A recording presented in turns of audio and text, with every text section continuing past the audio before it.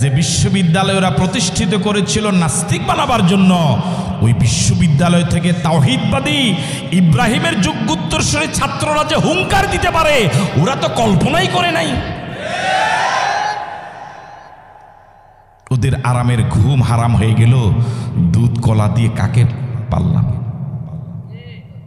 এত বছর কাকে কার মাথায় তেল দিলাম।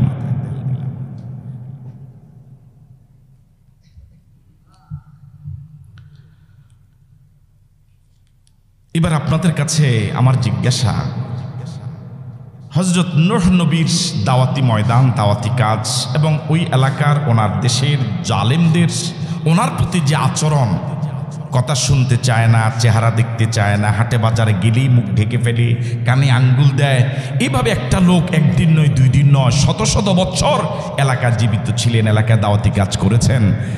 এবার আপনাদের কাছে আমার প্রশ্ন, এই জালেমদেরকে একটা শাস্তি হওয়া দরকার নয়? ওই কর্নারে ওনারা বলেন না, একটু ঝামেলা আছে মনে এলাকায়, এই জালেমদেরকে এখনো কি একটা শাস্তি হওয়ার বয়স হয় নাই?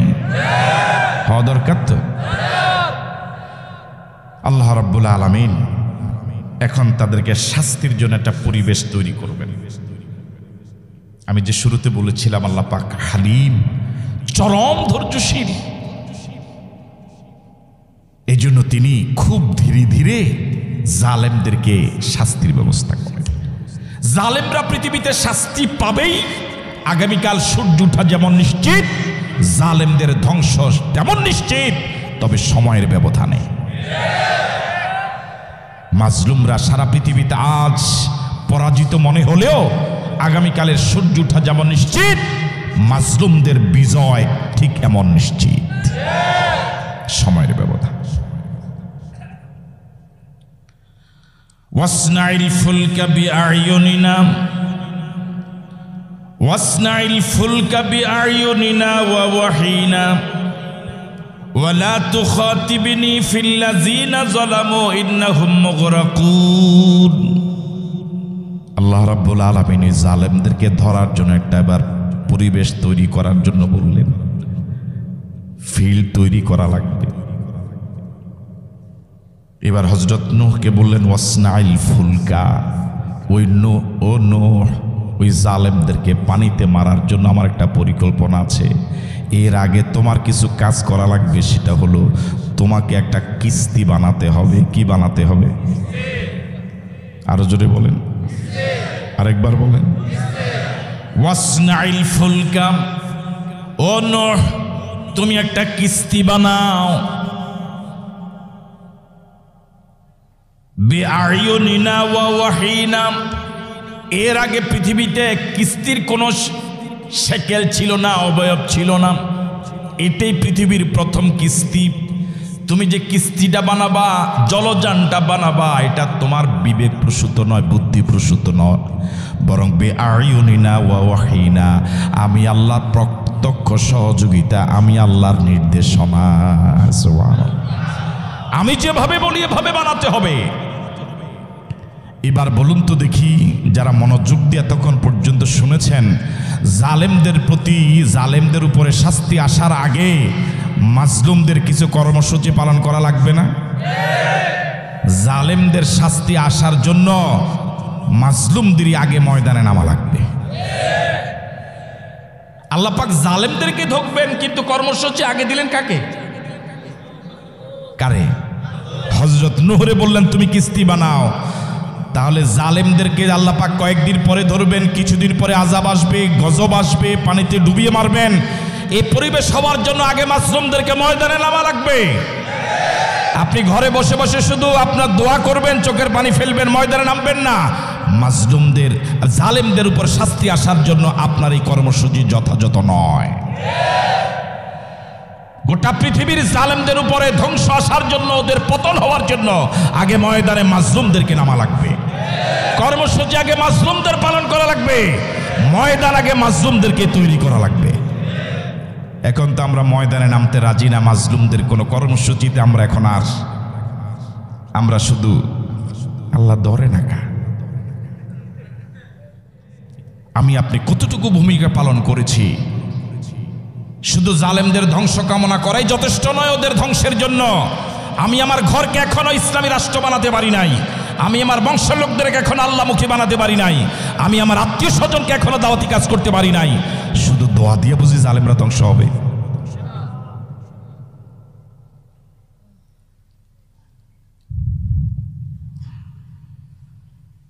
তাহলে জালেমদের ধ্বংসের আগে, একটু আগে তো বলেছেন জালেমদের ধ্বংস হোক, এটা আপনারা চান, চান না?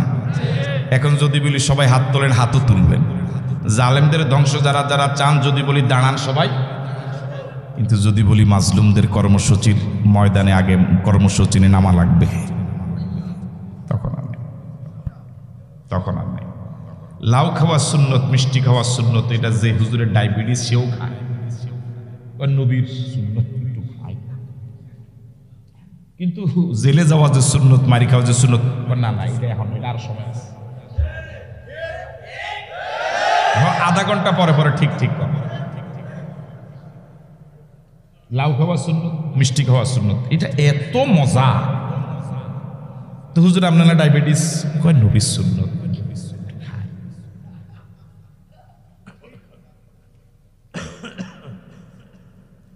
আপনি আমার ধ্বংস কামনা করবেন, আপনি নিজেকে ধ্বংসের হাত থেকে বাঁচাবার জন্য এখন এ পর্যন্ত কতটুকু ভূমিকা রেখেছেন? আপনার ছেলে এখনো একামতে দ্বীনের মিছিলের সদস্য হতে পারে নাই, আপনার পরিবারকে আপনি এখনো আল্লাহমুখী বানাতে পারেননি। শুধু দোয়া দিয়ে যদি কাজ হতো, রাসূল থেকে বড় দোয়াগির পৃথিবী তার কে ছিলেন? রাসূল থেকে এত বড় দোয়াগির পৃথিবী তার কে ছিলেন, যিনি হাত তুলে দোয়া করা লাগে নাই, মনে মনে কামনা করেছেন আল্লাহ কাবাটা যদি, নামাজটা যদি এদিকে না হয়ে এদিকে হতো। সাথে সাথে আল্লাহ কি করে ফেলেছে? কবুল করে ফেলেছে। ওই আরেকজন আইবে দেখেন,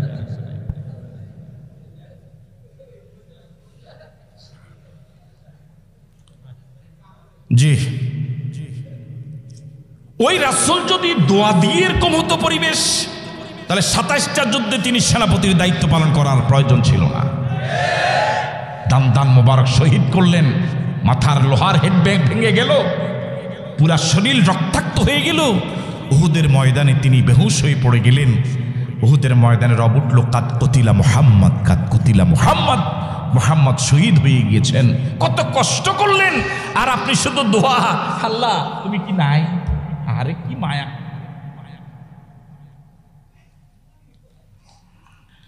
ওয়াসনাইল ফুলকা বিআয়ুনিনা ওয়া ওয়াহিনা। ও নূহ, জালেমদেরকে ধ্বংস করার জন্য একটা পরিবেশ লাগবে, আগে তোমার কিছু কর্মসূচি পালন করা লাগবে। সেই কর্মসূচিটা হলো তোমাকে একটা কিস্তি বানাতে হবে। তুমি একটা কিস্তি বানাও, বিআয়ুনিনা ওয়া ওয়াহিনা, আমার প্রত্যক্ষ মদদে, আমার সহযোগিতায়, আমার সাহায্যে, আমি যেভাবে বলি। তাহলে বোঝা গেল মাজলুমদের কর্মসূচিগুলিও শরীয়ত সম্মত হওয়া লাগবে। আপনি আন্দাজে কেউ এসে ডাক দিল, আগে লোক তৈরি হলো না, আগে একামতে দ্বীনের জন্য পরিবেশ তৈরি হলো না, কেউ একজন এসে ডাক দিল একদিন ইসলামী বিপ্লব হয়ে যাবে, এটা শরীয়ত রাসূলের আদর্শ নয়। আমি মনে বুঝতে পারি না। বিআয়ুনিনা ওয়া ওয়াহিনা, মাজলুমদের কর্মসূচি হবে আল্লাহ এবং রাসূলের নির্দেশিত শরীয়ত সম্মত কর্মসূচি হওয়া লাগবে। শরীয়ত বিরোধী আবেগে কোনো কর্মসূচি পালন করা যাবে না। ওয়ালা তুখাতিবনি ফিল্লাযিনা যালামু, ওয়ালা তুখাতিবনি ফিল্লাযিনা যালামু, ওয়ালা তুখাতিবনি ফিল্লাযিনা যালামু। ও নূহ, যখন কিছুদিন পরে জালেমদেরকে আমি পানিতে ডুবায়া মারব, আমার আযাব গজব যখন তাদের উপরে আসবে, আমার আযাব গজবে যখন তারা পতিত হবে, তখন তুমি মায়ার কারণে ওই জালেমদের পক্ষে কোনো কথা বলবা না। আল্লাহু আকবার বলবেন না? তাহলে এমন একটা সময় অতীতেও মাজলুমদের এসেছে, এখনো এই সময় আসবে, ভবিষ্যতে আসবে, যে মাজলুমরা এক সময় ড্রাইভিং সিটে বসা থাকবে। বুঝেন নাই মনে কথা? এখন তো মাজলুমেরা পৃথিবীতে ড্রাইভিং সিটে তো দূরের কথা প্যাসেঞ্জারও না। হুজুর বুঝেননি নাকি? এখনকার পৃথিবীর মাজলুমেরা ড্রাইভিং সিট তো দূরের কথা প্যাসেঞ্জার না, গাড়িতে কি না জায়গা নাই, বরং সাক্কার নিচে কোথায়। কিন্তু একটা সময় পৃথিবীতে এরকম আসবে, মাজলুমরে ড্রাইভিং সিটে বসবে, তখন যাকে ইচ্ছা গাড়িতে উঠাবে, যাকে ইচ্ছা গাড়ি থেকে। এই জন্য আল্লাহ পাক বলছেন, নূহ একসময় তো তুমি ড্রাইভিং সিটে বসবা, নেতৃত্ব তোমার থাকবে, যখন মাজলুমরা একবার ডুববে, জালেমেরা, হ্যাঁ, তখন কিন্তু মায়ার কারণে এদেরকে আবার তোমার গাড়িতে উঠাবার জন্য কি করো না, সুপারিশ করো না। এরা তোমার কম জ্বালায় না, তুমি ভুলে গেলে আমি কিন্তু বলি নাই। ওয়ালা তুখাতিবিনি ফিল্লাযিনা যালামু ওয়ালা তুখাতিবিনি ফিল্লাযিনা যালামু ওয়ালা তুখাতিবিনি ফিল্লাযিনা যালামু। যারা বিগত দিনে তোমার প্রতি জুলুম করেছে, তোমার চেহারা দেখতে রাজি ছিল না, তোমার কথা শুনতে যারা রাজি ছিল না, কানে আঙ্গুল দিত, চেহারায় পর্দা ঝোলাতো, যারা ইমানদারদের প্রতি অমানবিক নির্যাতন করেছে। পৃথিবীতে এরকম জুলুম মানুষ কিভাবে সহ্য করে? আপনার বাবা মরে গেলে, ছেলে মরে গেলে অন্তত আপনার লাশটা পাওয়ার তো অধিকার আছে, জানাজা দেওয়ার, গোসল করার অধিকার তো আছে। কিন্তু বর্তমান পৃথিবীতে এরকম অনেক গুম হয়ে আছে আল্লাহর বান্দারা, স্ত্রী জানে না তার স্বামীটা এত বছর জীবিত না মরা, সন্তান জানে না আমার বাবাটা জীবিত না মরা।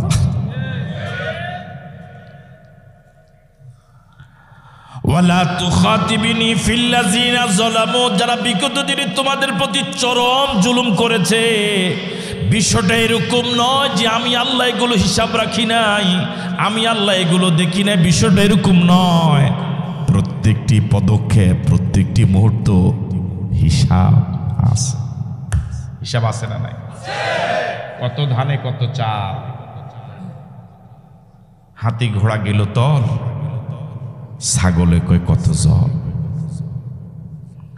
ওয়ালা তুখাতিবিনি ফিল্লাযিনা যালামু, যারা জুলুম করেছে বিগত দিনে, ওদের পক্ষে কোনো সুপারিশ করবা না।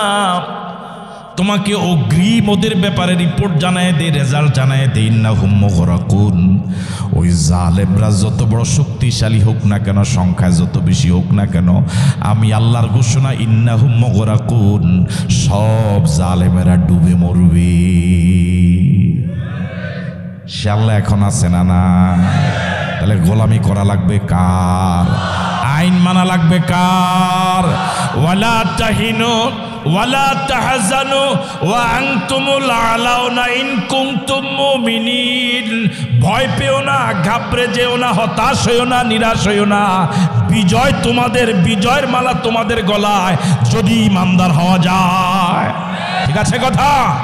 কাউকে ভয় করা যাবে না। ভয় করব কাকে? রাজি আছি? কারো সামনে মাথা নত করব না। মাথা নত করব কার কাছে? সবাই রাজি? কারা কারা রাজি? দু হাত তুলে দেখায়।